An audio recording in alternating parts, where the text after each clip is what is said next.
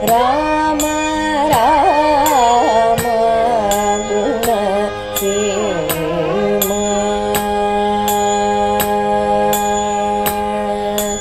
ರಾಮ ರಾಮ ಗುಣ ಸೇಮ. ಶ್ರೀಮತೆ ರಾಮಾನುಜಾಯ ನಮಃ. ಕೂಜಂತಂ ರಾಮರಾಮೇತಿ ಮಧುರಂ ಮಧುರಾಕ್ಷರಂ ಆರುಹ್ಯ ಕವಿತಾ ಶಾಖಾಂ ವಂದೇ ವಾಲ್ಮೀಕಿ ಕೋಕಿಲಂ. ಹೇಮಾದ್ರಿ ನಿಭಗಾತ್ರಾಯ ಸೀತಾಶೋಕ ವಿನಾಶಿನೇ ರಾಮಾಂಘ್ರಿ ಸೇವಕಾಯ ಸ್ಯಾದ್ ಆಂಜನೇಯಾಯ ಮಂಗಳಂ. ಪುಣ್ಯಾಂಭೋಜ ವಿಕಾಸಾಯ ಪಾಪಧ್ವಾಂ ತಕ್ಷಯಾಯ ಚ ಶ್ರೀಮಾನ್ ಆವಿರಭೂದ್ಭೂಮೌ ರಾಮಾನುಜ ದಿವಾಕರಃ. ತಸ್ಮೈ ರಾಮಾನುಜಾರ್ಯಾಯ ನಮಃ ಪರಮಯೋಗಿನೇ ಯಶ್ರುತಿ ಸ್ಮೃತಿ ಸೂತ್ರಾಣಾಂ ಅಂತರ್ಜರಮಶೀಷಮತ್. ಶ್ರೀರಾಮ ಲಂಕೆಯನ್ನು ಮುತ್ತಿಗೆ ಹಾಕಲು ಮುನ್ನುಗ್ತಾ ಇದ್ದಾನೆ. ಈ ಕಡೆ ರಾವಣನ ಸೈನ್ಯವು ಶಂಖ ಬೇರಿಗಳ ಧ್ವನಿ ಮಾಡ್ತಾ ಇದ್ದಾರೆ. ರಾಕ್ಷಸರಿಗೆಲ್ಲ ಈ ವಾನರ ಸೇನೆಯನ್ನು ನೋಡಿ ಸ್ವಲ್ಪ ಭಯ ಶುರು ಆಯಿತು. ಮಾಲ್ಯವಂತ ಮತ್ತೆ ರಾವಣನ ಹತ್ರಕ್ಕೆ ಬಂದು ಉಪದೇಶ ಮಾಡ್ತಾನೆ.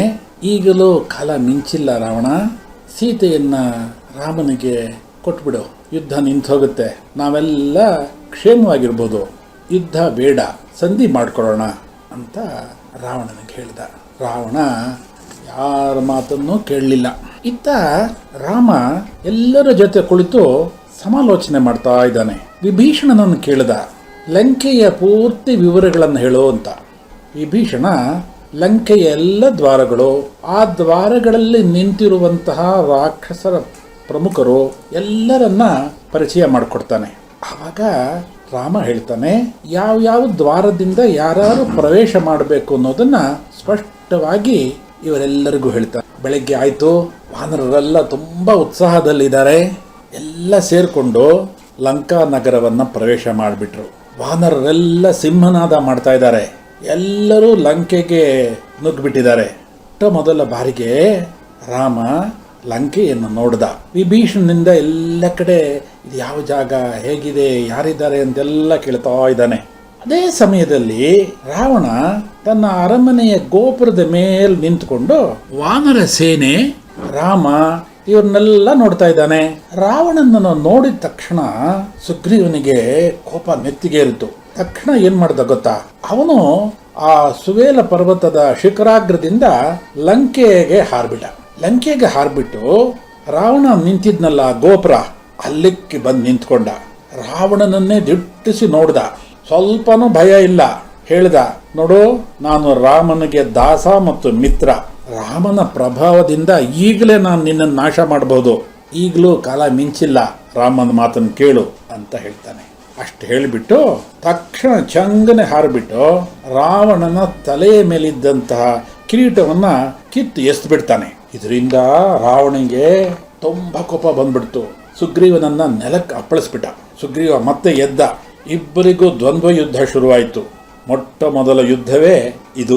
ಇಬ್ಬರೂ ಸಮಾನವಾಗಿ ಯುದ್ಧ ಮಾಡ್ತಾ ಇದ್ದಾರೆ. ತುಂಬಾ ಘೋರವಾಗಿತ್ತು. ಅನೇಕ ರೀತಿಯ ಮಲ್ಲಯುದ್ಧ ಎಲ್ಲ ನಡೆಯಿತು. ಕೊನೆಗೆ ರಾವಣ ಮೋಸದಿಂದ ಸುಗ್ರೀವನನ್ನ ಗೆಲ್ಲಬೇಕು ಅಂತ ಒಂದು ಮಾಯಾಶಕ್ತಿಯನ್ನ ಪ್ರಯೋಗ ಮಾಡ್ದ. ಸುಗ್ರೀವನಿಗೆ ಇದು ಗೊತ್ತಾಗ್ಬಿಡ್ತು. ತಕ್ಷಣ ಅಲ್ಲಿಂದ ಹಾರಿಬಿಟ್ಟು ರಾಮನ ಹತ್ರಕ್ಕೆ ಬಂದ್ಬಿಟ್ಟ. ಸುಗ್ರೀವನಿಗೆ ಮೈಯೆಲ್ಲ ಗಾಯ ಆಗಿದೆ, ಶರೀರದಲ್ಲಿ ರಕ್ತ ಸುರಿತಾ ಇದೆ. ರಾಮ ನೋಡ್ದ. ರಾಮನಿಗೆ ತುಂಬಾ ಗಾಬರಿ ಆಯ್ತು. ಸುಗ್ರೀವ, ಯಾಕೆ ಇಂಥ ಕೆಲಸ ಮಾಡ್ಬಿಟ್ಟೆ? ದಿಢೀರಂತೆ ಯಾಕೆ ಹಾರೋದೆ? ನನಗೆ ತುಂಬಾ ಗಾಬರಿ ಆಗ್ಬಿಡ್ತು. ನಿನಗೇನಾದ್ರೂ ಹೆಚ್ಚು ಕಡಿಮೆ ಆಗಿದ್ರೆ ನನಗೆ ಸೀತೆನೂ ಬೇಡ, ಲಕ್ಷ್ಮಣನೂ ಬೇಡ, ಏನೂ ಬೇಡ, ನೀನು ಯಾಕೆ ಹೀಗೆ ಹೊರಟೋದೆ ಅಂತ ಸುಗ್ರೀವನನ್ನ ಆಲಿಂಗಿಸ್ಕೊಳ್ತಾನೆ.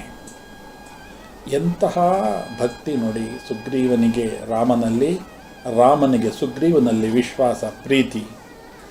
ಆಗ ಸುಗ್ರೀವ ಹೇಳ್ದ, ನಾನು ರಾವಣನನ್ನು ನೋಡಿದ ತಕ್ಷಣ ನನಗೆ ಕೋಪ ತಡೆಯೋದಕ್ಕಾಗಲಿಲ್ಲ, ಅದಕ್ಕೆ ಯಾರ ಜೊತೆನೂ ಹೇಳಲಿಲ್ಲ, ನಾನು ಅಲ್ಲಿಗೆ ಹಾರಿಬಿಟ್ಟೆ, ಅವನನ್ನ ಕಿರೀಟವನ್ನು ಕಿತ್ತುಬಿಟ್ಟೆ ಅಂತ ಹೇಳ್ತಾನೆ. ರಾತ್ರಿ ಎಲ್ಲ ವಿಶ್ರಾಂತಿ ತಗೊಳ್ತಾರೆ. ಬೆಳಗ್ಗೆ ಆಯಿತು. ರಾಮ ಸಮಸ್ತ ವಾನರ ಸೈನ್ಯಕ್ಕೆ ಆಜ್ಞೆ ನೀಡಿದ, ಲಂಕೆಯನ್ನು ಆಕ್ರಮಿಸಿ ಯುದ್ಧ ನಾವು ಪ್ರಾರಂಭ ಮಾಡೋಣ ಅಂತ.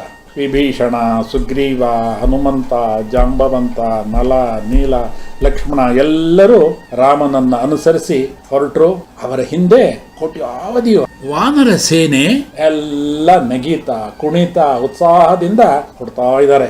ವಾನರರೆಲ್ಲ ಕೈನಲ್ಲಿ ದೊಡ್ಡ ದೊಡ್ಡ ಬೆಟ್ಟದ ಶಿಖರಗಳನ್ನ, ವೃಕ್ಷಗಳನ್ನ ಎಲ್ಲ ಹಿಡ್ಕೊಂಡು ಹೋಗ್ತಾ ಇದ್ದಾರೆ. ಲಂಕೆಯ 4 ದ್ವಾರಗಳನ್ನ ಪ್ರವೇಶ ಮಾಡಿಬಿಟ್ರು. ಲಂಕೆಯ ಒಳಗಡೆಗೆ ನುಗ್ಗಿಬಿಟ್ರು. ರಾಮ ಮತ್ತೊಮ್ಮೆ ಮಂತ್ರಿಗಳನ್ನೆಲ್ಲ ಕೂರಿಸ್ಕೊಂಡು ಒಂದು ಸಭೆ ಮಾಡ್ತಾನೆ. ಅವನಿಗೆ ಧರ್ಮ, ರಾಜಧರ್ಮ ಎಲ್ಲ ಕರಗತವಾಗಿಬಿಟ್ಟಿದೆ. ಅವನು ಯೋಚನೆ ಮಾಡ್ದ, ಇನ್ನೊಂದ್ಸಲಿ ರಾವಣನಿಗೆ ಸಮಯ ಕೊಟ್ಟು ನೋಡೋಣ. ವಿಭೀಷಣನನ್ನ ಅನುಮತಿ ಕೇಳ್ದ. ಅಂಗದನಿಗೆ ಹೇಳ್ದ, ನೀನು ಲಂಕೆಗೆ ಹೋಗು, ರಾವಣನನ್ನ ಧೈರ್ಯವಾಗಿ ನೋಡು, ಅವನ ಹತ್ರ ಹೇಳು, ನಾನು ಹೇಳ್ದೆ ಅಂತ ಹೇಳು, ಈಗಲೂ ಕಾಲ ಮಿಂಚಿಲ್ಲ, ಶರಣಾಗತನಾಗು, ಸೀತೆಯನ್ನು ಒಪ್ಪಿಸ್ಬಿಡು ಅಂತ ಹೇಳು ಅಂತ ಹೇಳಿ ಕಳಿಸ್ತಾನೆ. ಅಂಗದ ನೇರವಾಗಿ ರಾವಣನ ಅರಮನೆಗೆ ಹೋಗ್ತಾನೆ. ರಾಮ ಹೇಳಿದಂಥ ಎಲ್ಲ ಹಿತವಾಕ್ಯಗಳನ್ನು ರಾವಣನಿಗೆ ಹೇಳ್ತಾನೆ. ಅಂಗದನ ಮಾತುಗಳನ್ನು ಕೇಳಿದಂಥ ರಾವಣನಿಗೆ ಅಸಾಧ್ಯ ಕೋಪ ಬಂದ್ಬಿಡ್ತು. ತನ್ನ ಮಂತ್ರಿಗಳನ್ನೆಲ್ಲ ಕರೆದ. ಅಂಗದನನ್ನ ತಕ್ಷಣ ಕೊಲ್ಲುವಂತ ಹೇಳ್ಬಿಟ್ಟ. ಘೋರ ರಾಕ್ಷಸರೆಲ್ಲ ಅಂಗದನನ್ನ ಬಂದು ಬಿಗಿಯಾಗಿ ಅವನ ತೋಳುಗಳನ್ನೆಲ್ಲ ಹಿಡಿದುಕೊಳ್ತಾರೆ. ಅಂಗದ ಸಾಮಾನ್ಯನ ತಕ್ಷಣ ಏನ್ ಮಾಡ್ದ, ಯಾರ್ಯಾರ ಕೈ ಕಾಲೆಲ್ಲ ಹಿಡ್ಕೊಂಡಿದ್ರಲ್ಲ ಅವ್ರನ್ನೂ ಎತ್ಕೊಂಡು ಅರಮನೆ ಶಿಖರಕ್ಕೆ ಹಾರ್ಬಿಟ್ಟ. ಅಲ್ಲಿಂದ ಜೋರಾಗಿ ರಾಮನಿಗೆ ಜೈಕಾರ ಹಾಕ್ತಾ ರಾಮನ ಹತ್ತಿರಕ್ಕೆ ಬಂದು ಸೇರ್ಬಿಟ್ಟ ಅಂಗದ. ಈ ಸಂಧಿ ಕಾರ್ಯ ಫಲಿಸಲಿಲ್ಲ. ರಾಮನು ವಾನರ ಸೈನ್ಯ ಜೊತೆ ಲಂಕೆಗೆ ಮುತ್ತಿಗೆ ಹಾಕ್ಬಿಟ್ಟ. ರಾವಣನಿಗೆ ಸಮಾಚಾರ ಮುಟ್ತು. ರಾವಣ ಯೋಚಿಸಿದ, ಹೇಗೆ ಈ ವಾನರ ಸೈನ್ಯವನ್ನ ನಾಶ ಮಾಡೋದು ಅಂತ ಎರಡೂ ಕಡೆ ಕೂತ್ಕೊಂಡು ಯೋಚನೆ ಮಾಡ್ತಾ ಇದ್ದಾನೆ. ಎರಡೂ ಸೈನ್ಯಗಳು ಹತ್ರ ಬಂತು. ಎರಡೂ ಘೋರವಾದಂಥ ಯುದ್ಧವನ್ನು ನಡೆಸ್ತಾ ಇದ್ದಾರೆ. ರಾಕ್ಷಸ ಪ್ರಮುಖರೆಲ್ಲ ಒಬ್ಬೊಬ್ಬರಾಗಿ ಹತರಾಗ್ತಾ ಇದ್ದಾರೆ. ಧೂಮಾಕ್ಷ ಹನುಮಂತನಿಂದ ಹತನಾದ. ವಜ್ರಧರ್ಮಿಷ್ಠ ಅಂಗದಿನಿಂದ ಹತನಾದ. ಅಕಂಪನ, ಪ್ರಹಸ್ತ, ಹೀಗೆ ಎಲ್ಲ ರಾಕ್ಷಸ ಪ್ರಮುಖರೆಲ್ಲ ಒಬ್ಬೊಬ್ಬರಾಗಿ ಹತರಾಗ್ತಾ ಇದ್ದಾರೆ.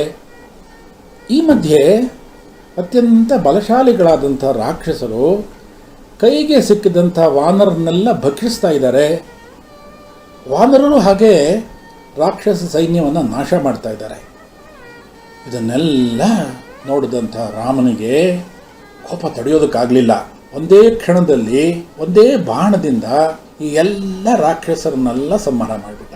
ರಾಕ್ಷಸರೆಲ್ಲ ಹಿಮ್ಮೆಟ್ತಾ ಇದ್ದಾರೆ. ಎಲ್ಲ ಕಡೆ ರಾಮನಾಮಾಂಕಿತ ಬಾಣ ರಣಭೂಮಿಯಲ್ಲಿ ತುಂಬಿ ಹೋಗಿದೆ. ಏಟು ತಿಂದಂಥ ಇಂದ್ರಜಿತ್ತು ಯಾರಿಗೂ ತಿಳಿಯದಂತೆ ಕಣ್ಮರೆಯಾಗ್ಬಿಟ್ಟ. ಈ ಅಂಗದನ ಸಾಹಸಕ್ಕೆ ರಾಮಲಕ್ಷ್ಮಣರು ತುಂಬ ಮೆಚ್ಚುಗೆ ಮಾಡಿದ್ರು. ಮುಂದಿನ ರಾಮಕಥೆ ನಾಳೆ. ಲೋಕಾಃ ಸಮಸ್ತ ಸುಖಿನೋ ಭವಂತು. ಶ್ರೀಮತೆ ರಾಮಾನುಜಾಯ ನಮಃ.